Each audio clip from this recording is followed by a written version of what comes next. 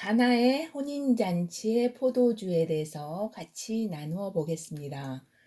나는 포도나무요. 내 아버지는 농부시니 내 안에 있어 열매 맺지 아니하는 모든 가지는 그분께서 제거하시고 열매 맺는 모든 가지는 깨끗하게 하사 더 많은 열매를 맺게 하리라.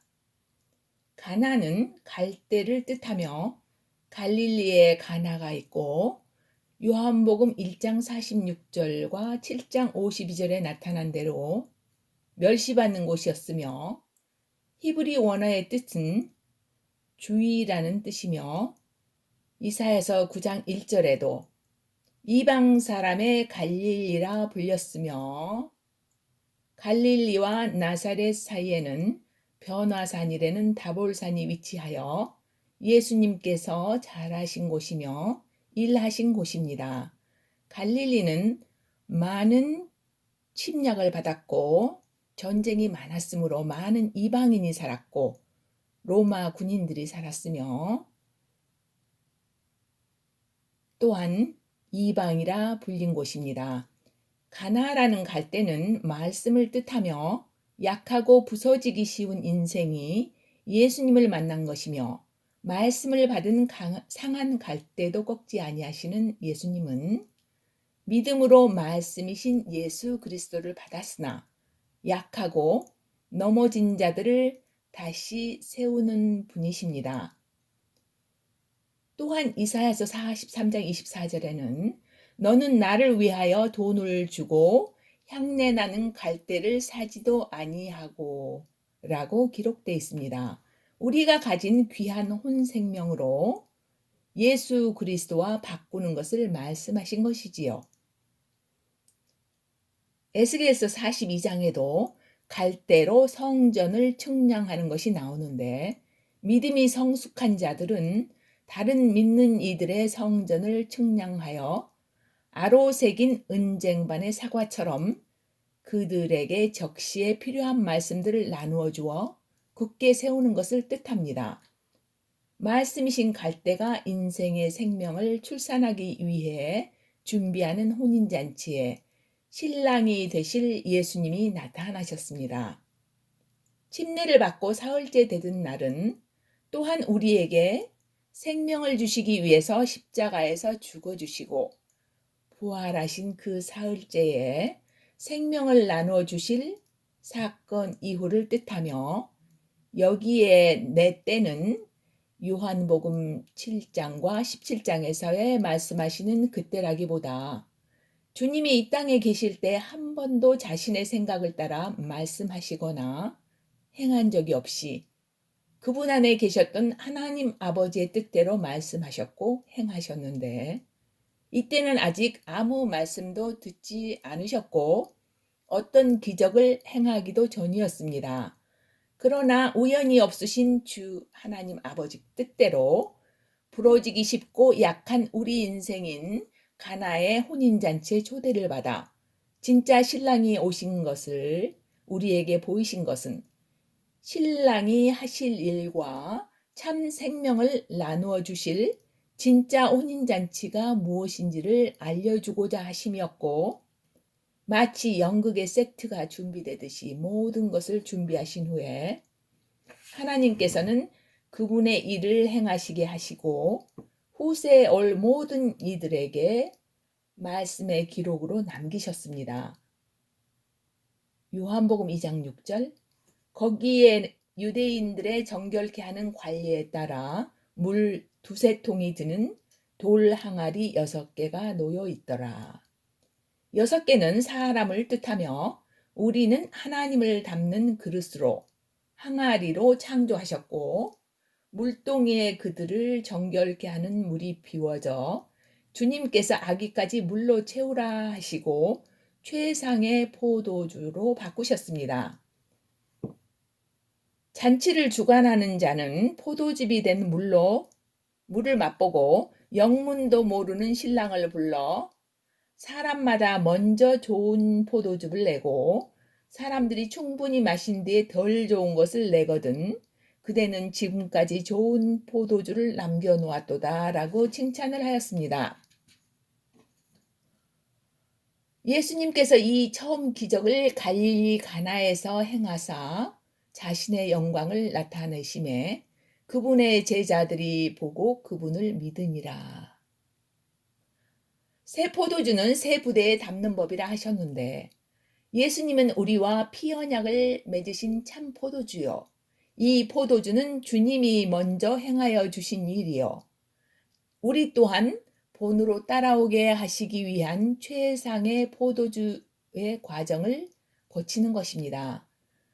포도주는 먼저 수확기에 포도를 따서 물로 씻고 큰 통에 담아 처녀들이나 청년들이 올라가 발로 깹니다.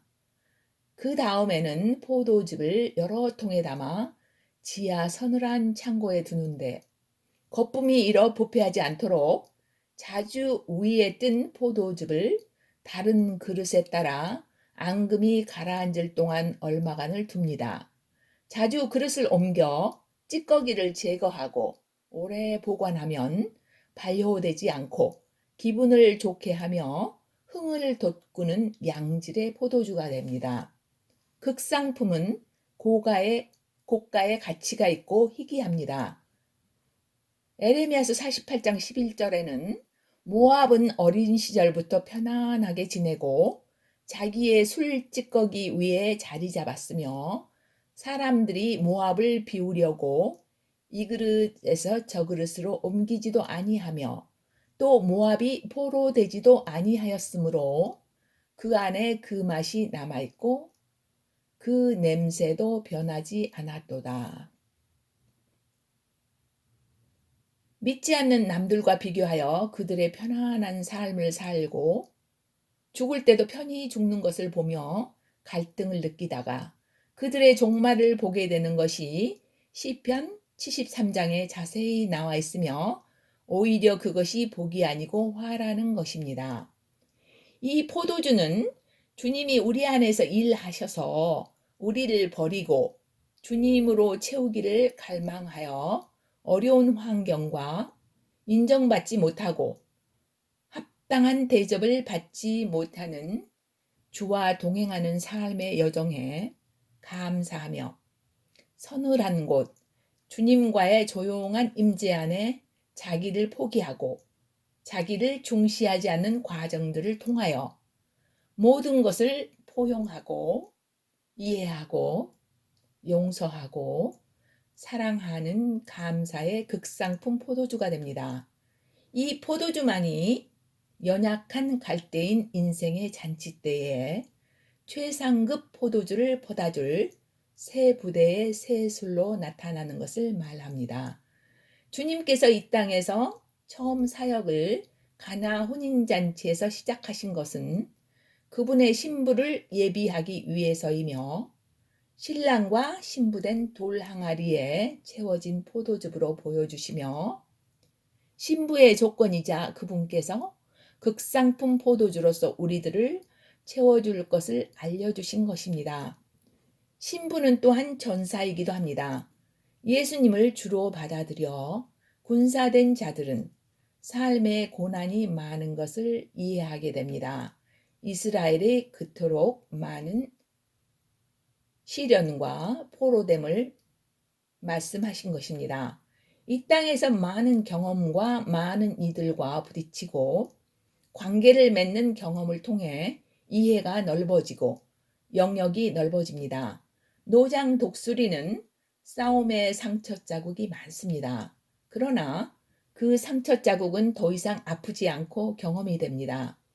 우리는 아직 아물지 않는 상처나 트라우마를 치유하지 못하여 상처에 소금 뿌리는 것 같은 상황들을 맞을 때가 있는데 이 과정을 통과하여 최상급 포도주가 되는 과정이며 이 영광의 부르심을 알 때 상처 준 이들을 용서하고 축복하게 되므로 트라우마나 어두운 기억에서 벗어나고 상처는 다만 자국으로 존재하며 같은 상처 입은 자들을 위로할 수가 있고 좋은 소식을 나눌 수 있는 극상품 포도주가 됩니다.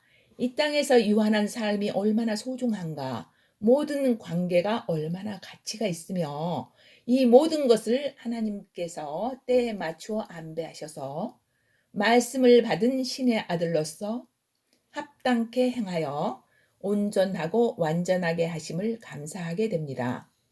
우리와 하나 되신 하나님의 품성으로 조금씩 변해간다는 것은 참으로 우리 힘으로는 어렵고 불가능하기 때문에 주변에 많은 주께서 쓰시는 막대기들이 있고 궁극에는 그들 모두를 축복하실 것입니다.